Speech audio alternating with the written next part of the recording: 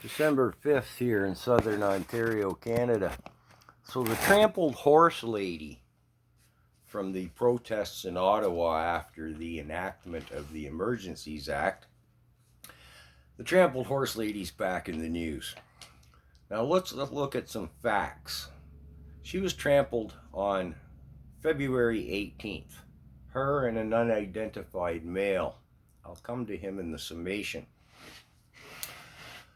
On the 20th, let me say there's all kinds of footage of this trampling incident, right?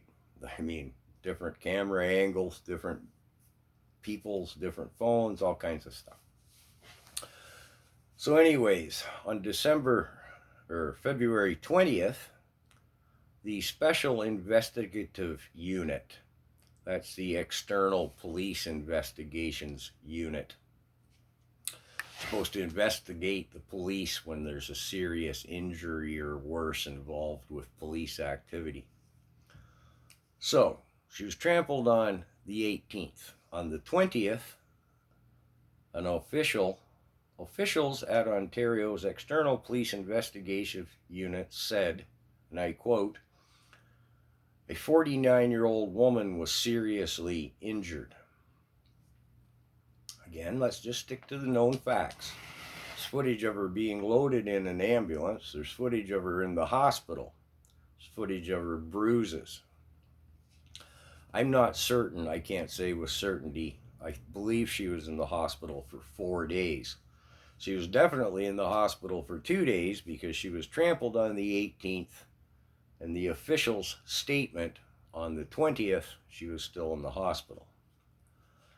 As a side note, Ottawa's then police chief Bell stated 2 protesters did collide with horses and fell, but got back up and started again to engage in the protest and demonstrations activities. Well, that's a bald-faced lie.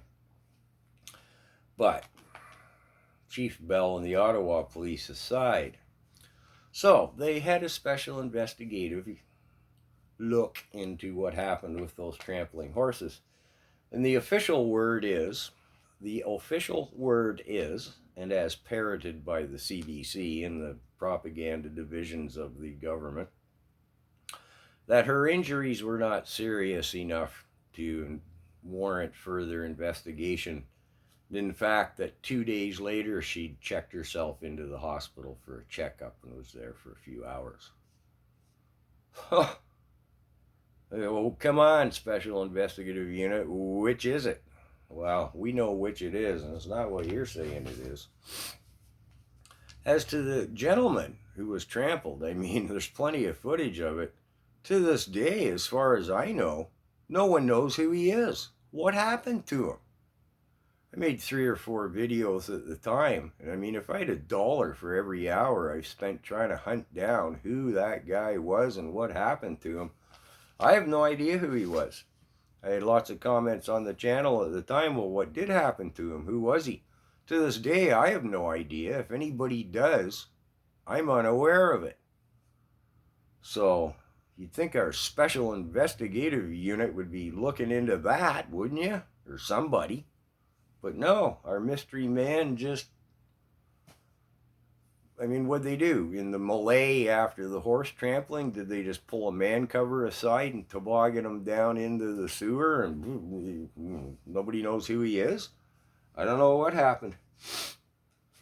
But yeah, this is how we roll in Canada. Her injuries were not serious enough to warrant further investigation. Yeah. Welcome to the new, what do they call it? Oh, we're building back better, the new world order. Oh, the new normal. That's it. Yeah, all of a sudden it's normal in Canada for police to brutalize the citizenry and then just lie and say, oh, well, yeah, it wasn't all that brutal.